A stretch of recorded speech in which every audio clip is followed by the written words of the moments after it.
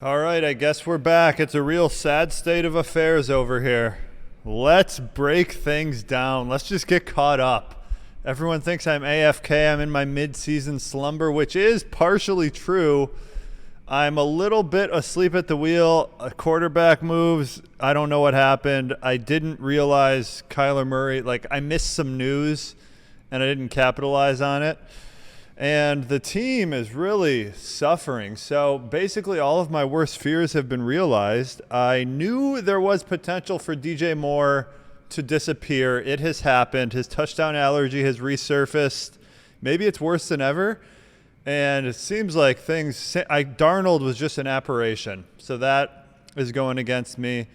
Mike Williams, I'm still pretty confident in him. It's just he hasn't been producing obviously to the level he did at the start. I'm more concerned with DJ Moore. I mean, we're really setting up. So this is definitely a cruel mistress year for me, and we're really setting up for one of the all-time just sort of mid-season reversal tank jobs, goes down in history type of things. I guess if you really had to pinpoint things, I would say my trade with Kevo, I gave him Chase, Cooper, and something else. What else did I give him? Oh yeah, I gave him Chase, Cooper, and Hawkinson. My Hawkinson sell high I'm pretty happy with because, I mean, he's been fine. I guess he's technically been better than Kittle. I don't know that you can say, would you rather have Hawkinson or Kittle now? I feel like Kittle, right? Pretty easily Kittle. But at the time I made the trade, I feel like most people were oh, it's probably toss up either way. Could be Hawkinson might even be better. Hawkinson's not good. He really is just a terrible player. He will pop off occasionally and you think he's really good, similar to Dawson Knox, who has since disappeared. But yeah, so that was the initial trade, and it hasn't really panned out for me. Stephon Diggs is just having the most I don't know, he's seems like he should start producing, and I guess he kind of has. He's gone 194, 125, 115, 262.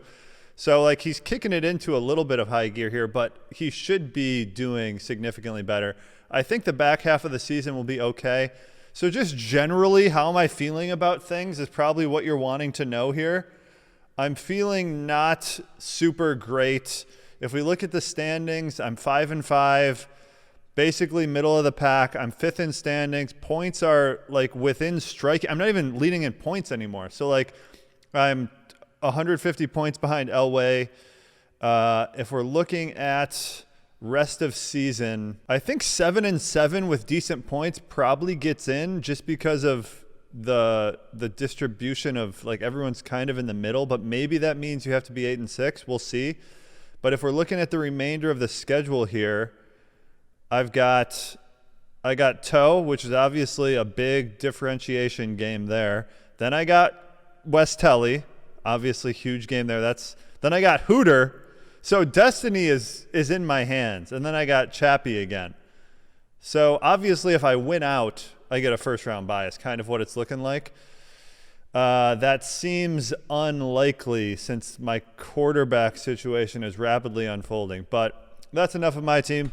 Real quick, let's just get into the standings, see everything that's kind of going on here. I guess I'll share my screen. Okay, so standings. We're really bunched up right now. Wait, how do I add that? Okay. So standings, we're really bunched up. We're looking at, we got how many teams? 6 teams at 5-5, 3 teams at 6-4, and then you got Hooter alone at 7-3. So if we're breaking down power rankings here, and let's just go playoff percentage. That's what I'm going to break down here. What's your chance of getting in the playoffs? Let's start with Hoot. So he's 7-3. Basically, he needs one more win, I would say, to solidify his chances of getting in. Then if we look at Hoot's remaining schedule, he has Lou, Toe, me, Lou. So could be some trouble on the horizon, especially McCaffrey's kind of back, it seems. Actually, I didn't watch that much this weekend because it was just too heartbreaking and had some kid stuff going on. So, yeah, McCaffrey's, I guess, fully back. So, I mean, I wouldn't say Hoot's a lock to get in, but he's almost a lock. I'm going to put him at 95% chance. And if we kind of break down his team, I mean, I'm pretty much always right. Jonathan Taylor was my target going into the season. He's completely dominated. Great pick there. Herbert was another one of my targets. He's, I guess, kind of met, slightly exceeded value. Trevor Lawrence seems like, I don't know, people think he sucks. I kind of think he's decent and he'll be fine. And the rest of the lineup, though, I mean, he's really getting by mainly off Cooper Kupp just exploding every week. The lineup is not super inspiring. I think Hoot's record obviously exceeds his actual real team rank, but he's going to be in the playoffs, it seems. 95% chance. Next up, let's go with Elway. Elway sitting at 6-4, leading the league in points, and the points race is pretty competitive. But if you look at the top 6, so no one outside of the top 6 has broken 1,400, really 13,600. Kevo is really the top points in the bottom half. So you got to think Elway's sitting pretty to make it in the playoffs. If we look at his remaining schedule, I might even say Elway is a little bit more advantaged than Hoot of getting in the playoffs. If we look at his schedule, he's got Telly, he's got Lou, he's got a tough schedule. So if he loses out and he goes 6-8, he'll probably get in on points even. His free agent budget is only 1. His lineup is looking pretty good. Jalen Hurts, another guy I was targeting, 5th overall. Seems like he could get benched at any minute, though. Jeff Wilson, did he do anything recently? 10 carries, so seems like he's at least getting a good workload, but that seems a little aspirational, plugging him in immediately at running back. I guess they do play the Jaguars. But just a lot of overperformance, I'd say, in general. Obviously, Deebo Samuel seems like he can't really keep this up, right? But I guess he is. Oh, my gosh. I didn't realize. Wow, last week, what did he have? He had 2 TDs? Yeah. Okay, 2 TDs. Guy scores touchdowns, I guess. Yeah, looking at the lineup, it's strong. It's definitely top half of the league, but it's not championship potential, I would say. But I guess just based on the quarterbacks, they can put up 600-700 any given week. So maybe that is championship potential. So I'm going to give Elway also a 95% chance of making the playoffs. Then we're going to go with Aiko. Real blood game this week against me. He is on a 2-game win streak, sitting at 13,800 points. So essentially in the mix for top of the league points. And 6-4, similar positioning as Elway. $1 free agent budget. If we look at his schedule, he's got Borg, he's got Kevo, he's got Tarek, and he's got Zell. So he really has 2 dead guys. So Aiko's looking solid to make the playoffs.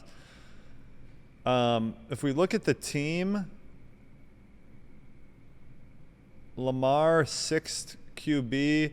2nd QB is definitely a problem. Nick Chubb, James Robinson. The rest of the lineup's pretty solid. Tight end, does he have he's got Knox. Oh, he's benching Knox. Really a horrific trade that he made, getting a wide receiver 4 for a top 3 or 4 tight end. Not a great trade. His team would be much better, obviously, if he had Mark Andrews. But yeah, the receiving core, running backs, just pretty solid top to bottom. I'm going to give Aiko a 98% chance of making the playoffs. So I guess I should actually do some math here, because theoretically this should all zero out, right? I think that's how it should work. FF playoff percentages. So there should be 6 playoff teams, so this should come out to 600%. We have Elway 95. We have Aiko 98. Wes Telly, little bit of a fall from grace here. He's on a 3-game slide. He's not too high in points either. So let's see what is going on here with Wes Telly. So he's got Elway coming up this week. That'll be a really pivotal game. We look at the schedule. He's got He's got Elway, he's got the ratio, Ligma, and then free win last week against Borg. So that's big. So he's technically 7-4. So if he loses out, excluding free win Borg, he'll be 7-7. And so it's starting to seem like 7-7 might not be enough. I think that'll probably hinge on Borg and Zell getting like a win or two down the stretch. So if we look at the team, Aaron Rodgers kind of just doing a little bit of what you would expect, I guess underperforming slightly. Stafford, great sell high by Kevo. Since the sale, really tanked. Plus he's on a bye. Kevo really fleeced his brother here. And then Jamar Chase also fell off a cliff since the sale. And he's just not very good. That's part of it too. Emmanuel Sanders, got him for me. He's been kind of just doing what he does. Kind of sucks. I guess Henry Ruggs died though, so it was a good deal for him. Yeah, looking at the team here, a lot of guys that kind of suck. Like, you're not super excited about starting Darnell Mooney every week. He's been kind of hit or miss, but overall doing decently. The Devontae Adams for what's the Aaron Jones trade was like really a head scratcher. Like, why are you trading a top 5 running back for a receiver? I don't understand. You guys have no idea how to quantify the value of receivers is what I've noticed. So like basically every trade this year where you're getting a receiver has been a bad trade. And you're just, I guess, happy to lock and load Myles Gaskin week to week. That's, I don't know. Usually I do think intra-season King is a good fantasy manager, but this season I'm starting to question that a lot. Mike Gesicki's kind of fallen off and been bad. The squad is looking, it's trending down, and it doesn't seem to be correcting. Calvin Ridley quit football. Oh, man. Yeah, it's not looking good for King. It's really not. He's got one free win in the queue, but it's going to be tough. I guess this week really is pretty pivotal, and if we look at the matchup here, it's looking like Elway is a slight favorite. There's no QB, assuming King's going to try putting something together this week. Yeah, so this is really a big week for King. I'm going to put him quite low, I think. I'm going to go with we're going to go with 67%. No, we're going to go with 59% chance of making the playoffs. Next up, we have the ratio, what everyone wants to know. So the team is definitely trending downwards. We need Kyler this week. Oh, no, we don't. Yeah, we do. We need Kyler this week. Got to plug Joe Burrow into the lineup. I mean, I'd like to see Taysom Hill's role expand a little bit. That would be obviously nice, but I guess it doesn't seem like that's going to happen. I kind of knew that could be the case. It was more of just the potential of if he does start, he'd be replacing Burrow for me, which would really prime my team for the playoffs. But we got to prime ourselves for the remainder of this season. So DJ Moore just completely disappeared, vanished. I just need some semblance of wide receiver production here, and I'll be okay. My running backs are top tier. Like, got 2 great running backs, produce every week. Even Melvin Gordon I can kind of plug in and get something out of. Maybe T.Y. Hilton materializes. I don't know. I was kind of getting hopeful that Russell Gage might be something, but it seems unlikely now since he put up a nil bomb. But yeah, this week is really huge for me. We already looked at the schedule. It's pretty tough. I'm doing okay in points, but it's honestly, it's just the receiver production is really bad. So like we got to get 2 wins, and points might carry us. I'm going to give myself a little King has 1 additional win over me, right? No, does he? Or is he the same? Yeah, he has 1 extra win, and he has Freeman Borg in the queue. So you got to favor him over me. So, yeah, I'm going to put myself I'm going to go 50% for the ratio. Sad state of affairs based on how we started. Okay, then we got Lou. Little bit of a rally here. He's on a 2-bagger. He's got a 14,000 point total for the season. And he does have McCaffrey back. He has a little bit of momentum. If we look at the schedule, he definitely controls his own destiny because he has Hooter twice. Hooter is rounding into form, so this could be a little tough for Lou. He does have Zell in the queue. He also has Elway, though, who's rounding into form a little bit, too. If we look at the team, the QBs could be problematic. McCaffrey, Eckler, solid. Super solid. Yeah. What's his name? Lou is looking like he has some potential. Is Kirk still producing? Kind of hit or miss, but overall pretty solid. Darrell Williams has been producing, too. If we look at the bench, he's got a little bit of potential on the bench, too. Man, I think Lou, probably pound for pound, the strongest roster in the league right now. I'm going to put him probably, I'm going to say 72% chance. Some of these may change based on what we look at here with the other teams. So next up we have House Togarian. He's on a 1-game losing streak, although he was rallying. 13,000 total points, a little bit low if you're going to try competing on points. So probably any tiebreakers and whatnot, not really going to be working out for Toe. If we look at the upcoming schedule, we got Ratio, Hoot, The Bunch, and Kevo. So that is a pretty tough schedule. We look at the team. Quarterbacks are not a pretty sight. Kamara's been like lately a little disappointing, right? Or no, I guess he's been kind of doing his thing. Elijah Mitchell seems like he's trending downwards. Seems like Jeff Wilson's going to cut into that, although he did just get 27 carries.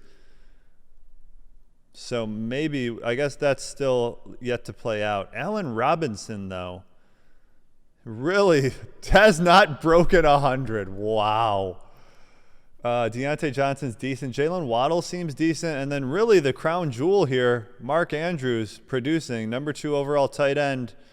Obviously significantly more valuable than the number 40 wide receiver. Head scratcher of a trade. And Brandon Ayuk, I guess, popping off a little bit lately. People are really excitable about this guy. Like anytime he shows a glimpse, it's just like, oh man, he might be a league winner. But I think he just kind of sucks. And like he's athletic, but he won't ever put it together really. You got Russ coming back when? Coming back this week, it looks like. Possibly coming back this week? Or what's the story here? Wait, he played last? Oh, he played last week. Okay. I've been a little bit asleep at the wheel, as you guys know, but only put up 28 points. Huh. So yeah, he's got Russ coming back in. Got Henderson on bye. Squad looks strong. I'm going to give him probably, I think he's probably mid-50s to make the playoffs. I'm going to go, he might be, I'm going to go 52%. Then we have Ziddage's Mysteries, 12,700. So not looking really to compete on points here. Also on a 1-game losing streak after coming on strong mid-season. Patrick Mahomes, I guess he's the number 1 QB. What's he been doing lately? He's really, 442 last week. Okay. Yeah, had a little bit of a midseason slump there. I think we're going to see more of that. I'm really just a Mahomes hater. I don't think he's that good. Justin Fields, what did he do last week? He's turning the corner a little bit. Really also a head scratcher that Borg is just like locking in the Jones brothers for the rest of the season. Like he feels like he just found his 2 starters when obviously Justin Fields would be a nice man to develop on the bench. Trey Lance sort of seems like that ship has sailed and he's going to be completely useless all season. Really, though, the receiving core here for Tarek is developing strongly. So A.J. Brown, I know he kind of sucked last week, but he's coming on strong. Bateman seems serviceable. Darren Waller has kind of sucked lately, but he's a nice guy to have in the lineup, of course. Tarek's team looks pretty strong. If we break down the schedule, he's got Zell, he's got Ligma, Aiko, and the bunch, so he really needs to win this week. I think it's worth looking into this matchup. Is Zell rostering something reasonable this week? It looks actually like he is. Okay, so projection's pretty close. So that's kind of tilting the scales against Tarek, so I think I'm going to put him down at about a... I'm going to go... So let's see here. We have how many is that? 7 guys over 50%. So we do need to make some adjustments here. And I think that means we need a lot more people in the 40-ish range. So Telly's going to go down to 50. Ratio is going to go down to 45. Toe, I'm going to also put at 45. Tarek, I'm going to put at 4. I'm going to put him at 38. Because I think these top 3 are pretty solid, and it's tough to argue with them being very high percentage. Divided by 12, so this should come out to 50. Okay, so maybe just divided by 6, and then it'll be 100. Okay. Now we're looking at Liggy, who's coming on a little strong on a 2-game winning streak here. We look at the schedule. He's got Kevo, Ziddage, Telly, and the ratio. So a little bit, and he's, what is his record? He's sitting at 5-5, I think. Yeah, so control of his own destiny for sure.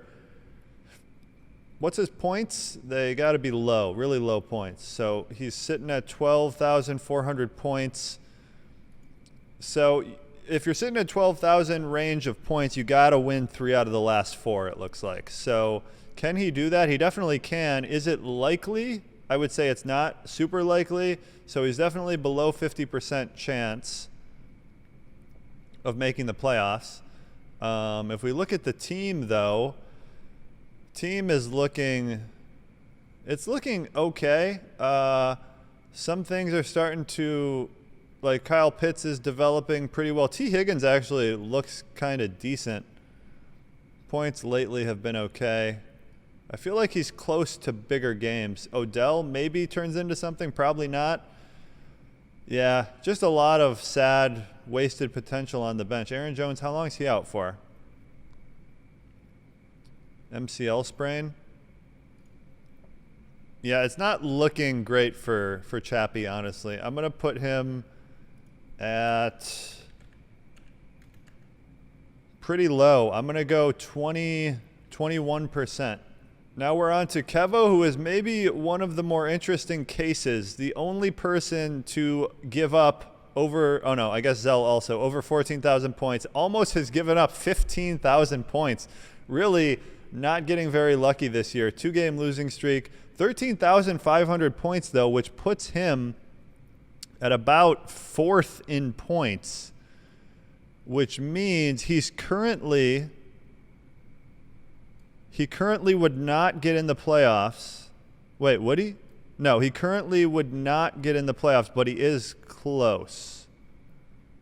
He is close. So he just has to really focus on points. Not that you can, like, focus on that, but points could get Kevo in here.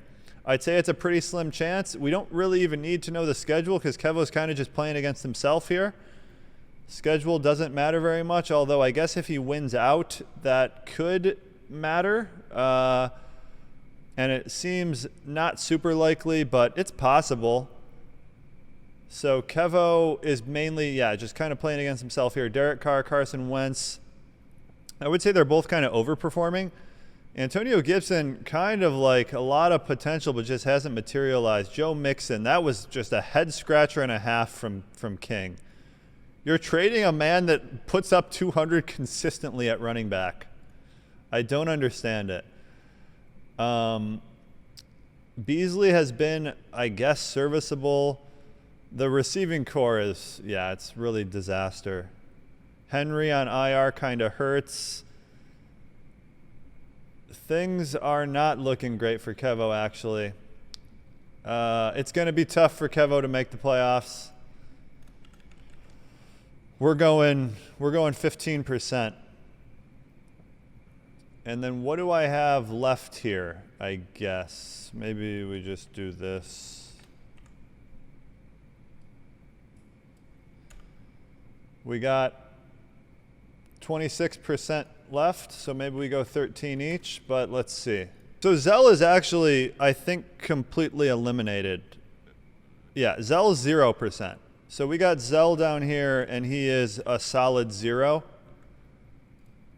So we don't really even need to look into him too much. Oh, I skipped over Borg. So Borg putting up just an absolute catastrophe of a season as far as points go. He is manufacturing wins. Pretty much complete incompetence on display, though, as far as point production. Locked in the Jones brothers with the Fields trade. Highly questionable. David Montgomery coming back, starting to produce. Mark Ingram, I guess, is a plug-and-play at running back. Seems not great. Adam Thielen, consistently just top 15 receiver every year. Really hit home runs at receiver. Where did this team fall apart? What happened here? No real super notable injuries unless I'm missing something. Chase Edmonds, I wouldn't even call that super noticeable, but like, what happened to Borg? Just really drafted the worst team of all time? Is that what happened here? He traded Darren Waller. DeAndre Hopkins kind of has been dead and bad. Where is Hopkins? Okay, right there. So I guess that happened. Pretty bad draft overall, and Hopkins kind of ended up sucking. I guess seems like the culprit. So Borg has to win. I would say he has to win 3 out of 4. And he has Aiko, Zell, Kevo, and Wes Telly. So I guess anything's possible, but it's not super likely. So with Borg, we're going to go, he has 26% at his disposal. I'm going to give him 3%. And then we have 23% left to work with. I'm pretty happy with these top 3. I think we want to probably give it to this middle group here. So I'm going to give King 5 additional percentage. I'm going to put myself back up to 50. I'm going to give Toe 50. And then we got 8% left. Does that all go to Tarek? I'm going to give Tarek up to 45. And then we got 1 more percent. I think Toe has a little bit more of a shot than me, honestly. So that's what we got, guys. That's the playoff breakdown right here. So I guess I'm more likely to miss than make. Well, I guess I'm 50% chance, but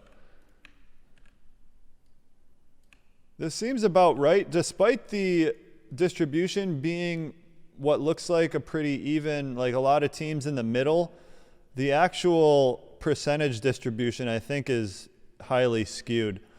And it seems like if we're going by the Watson metrics here, I don't know why they have me at 73% and then Tarek and Toe at this low of a percent. It's just based on points. They must really like weigh the points highly for some reason. But yeah, this is what it's looking like for me. So Aiko's the most likely to get in. And then real quick, let's look at first round buys. So Hoot is obviously the leader in the clubhouse. I think based on schedule, it's got to be Hoot and Aiko as favorites. But there's some outside possibilities for like Lou to get a bye because he plays Hoot twice. So Lou really has his destiny in his own hands here. And then Elway also, obviously, if he just wins out, he has a chance. He plays Wes Telly. He plays Lou. So there's a lot of overlap here on who plays who. Wes Telly actually really is going to set the trend. Or no, the bunch. He has a solid playoff contender schedule coming up here. Let me see who I have again. I think I also have full playoff contenders. Yeah, I guess Ligma's kind of stretching it. But yeah, lot of football left to be played. All right, that's going to do it. That's the video. Playoff percentages have been broken down. Probably going to be the last video of the season, especially if I lose. Maybe if like I'm in the playoffs, which I think I'm going to be 50% chance at least.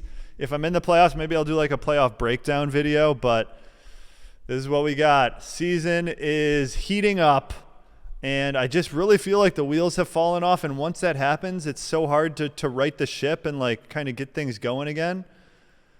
But, hopefully soon here, guys. There's always hope.